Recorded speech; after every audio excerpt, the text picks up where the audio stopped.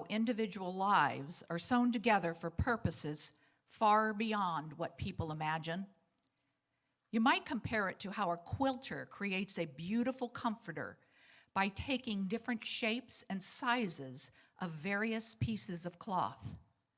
She cuts them out to fit a pattern and meticulously places and stitches each piece to form an amazing design. This is done so that the vision of the quilter can become a reality to many.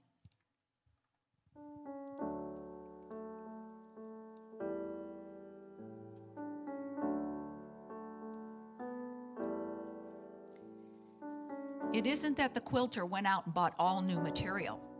Rather, the material that is primarily used is actually scraps that some would have thrown away. But a true quilter, a quilter with a keen eye for what is valuable, knows that what others deem as disposable can be saved to create a beautiful work of art. So it is with the story of the people portrayed in the musical, The Master's Piece. It takes their lives from a book in the New Testament and sews them together with the lives of people of today.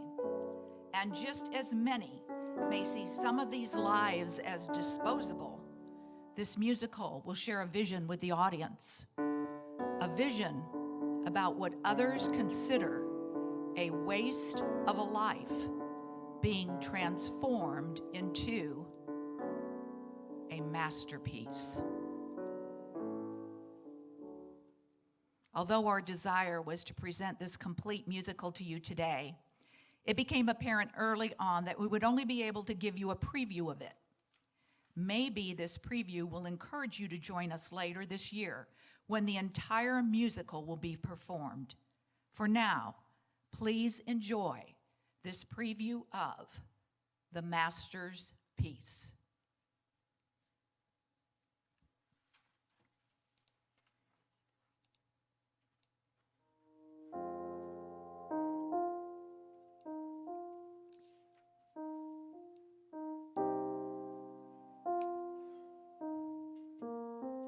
Meet Paul, who is under house arrest in his own rented villa in Rome. It is not where Paul wants to be, for his passion is sharing the gospel of Jesus Christ. He is a church planter, yet it is this very passion that brought him to this place.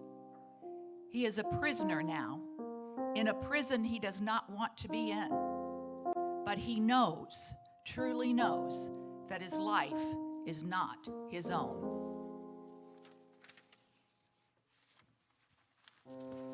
Am crucified with Christ, nevertheless I live,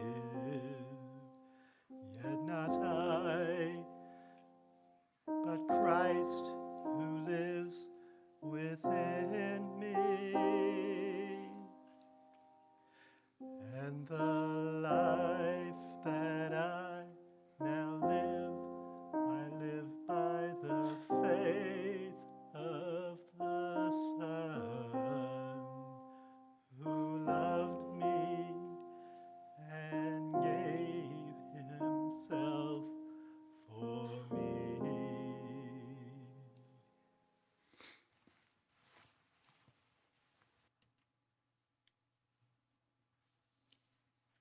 Paul is guarded by those of the elite Roman regiment, who were assigned shifts to watch this man 24/7. Some call Paul a criminal. Others call him one ordained by God to share the truth about Jesus Christ.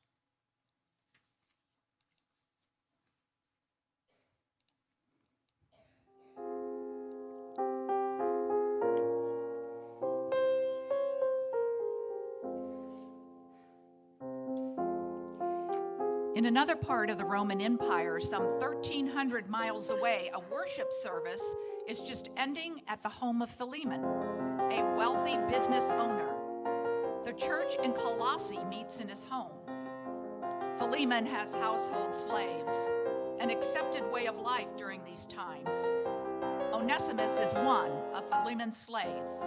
Some have embraced slavery as what their lives will always be. Others have resigned themselves to it. Still, there are other slaves who desire their freedom more than anything.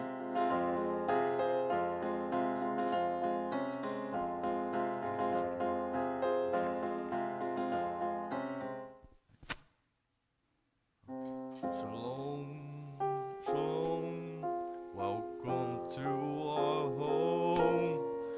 Worship time has ended now, my friends. Come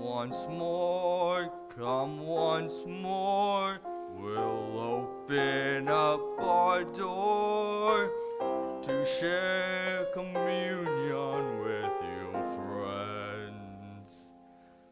To share communion with you, friends.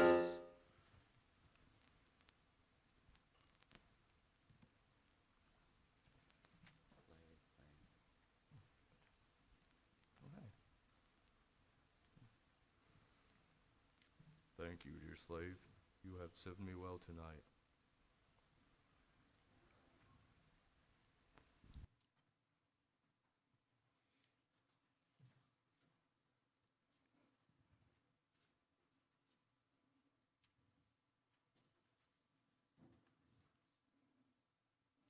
Meet Onesimus.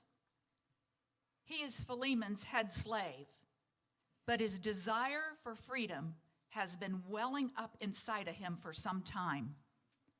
Tonight, this plan for his freedom he has plotted for a long time will come to fruition. Now he is ready to be free.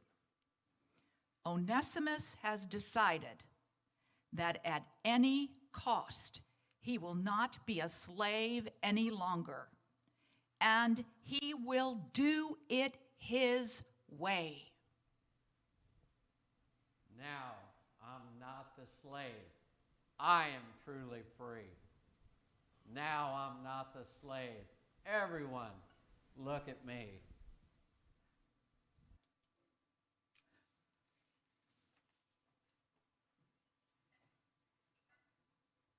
Onesimus, wait. Where are you going? Stop. You can't leave. You're going to be in big trouble for stealing. Don't go.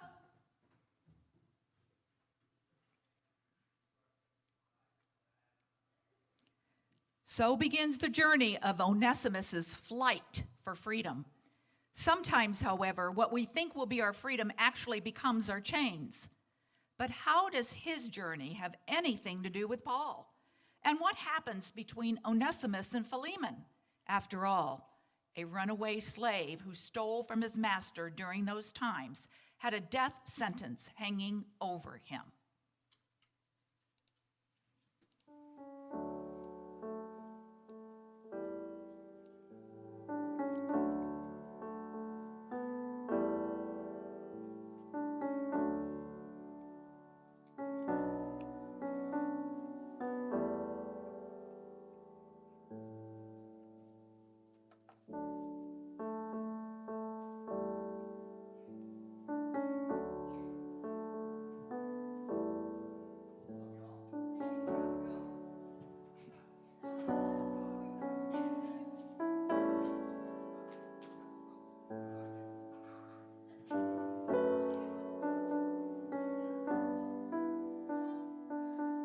And who are these who have just now joined us? What in the world are they doing in this musical?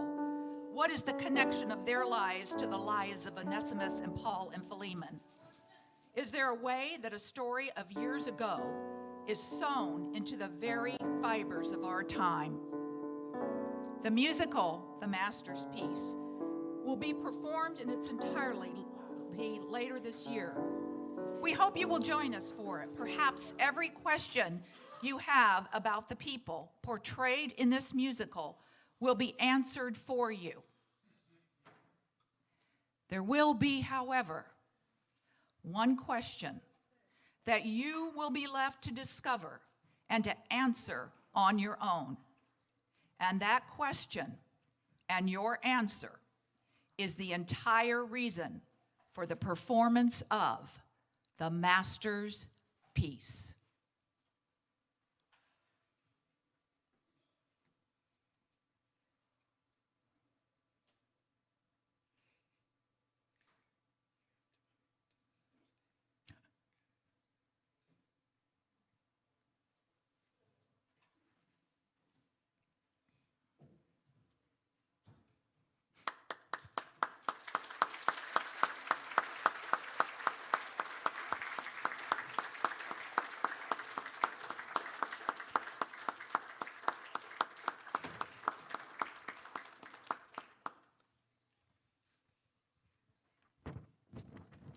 Take a bow.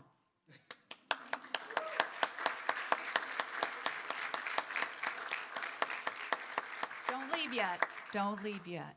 Yes, please. Every one of the people on this stage are all volunteers.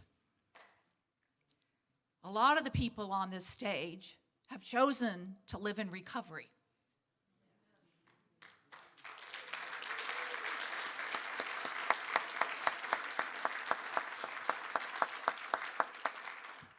One of the ladies on this stage had surgery yesterday to have her appendix removed. We are dedicating this first preview of the Master's Piece to Miss Jillian.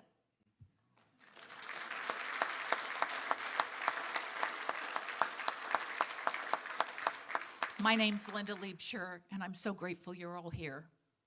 I don't know if you noticed these quilts that are up. They're beautiful, aren't they? That's why part of this preview was all about quilts, but there's more to it than just the quilts. Crossover Ministries' heartbeat is to have a living room, a place where people in crisis and those who just need some time away to get themselves together can go, as our preview showed. 365 days a year, 24/7. The quilts.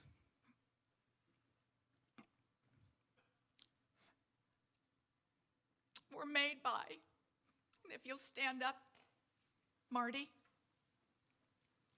5 friends of Crossover Ministries. They will be going on the beds of the people who stay at the living room. And today you have an opportunity to donate towards them. There's a sign-up sheet there for you to give money towards these quilts. And anyone that you want to honor, we will put their names on the back of these quilts. It's the beginning, and we're going to need all of you. That's why we invite you to an introductory meeting on the living room on April the 7th at Crossover Ministries. And if you need more information on that, you can go to one of our tables. For now, though, we're going to give you a break. 10 minutes just to relax, go to the information booths, have some snacks, and then come back and join us for some more awesome opportunity to praise the Lord and hear about recovery. There is joy in his eyes.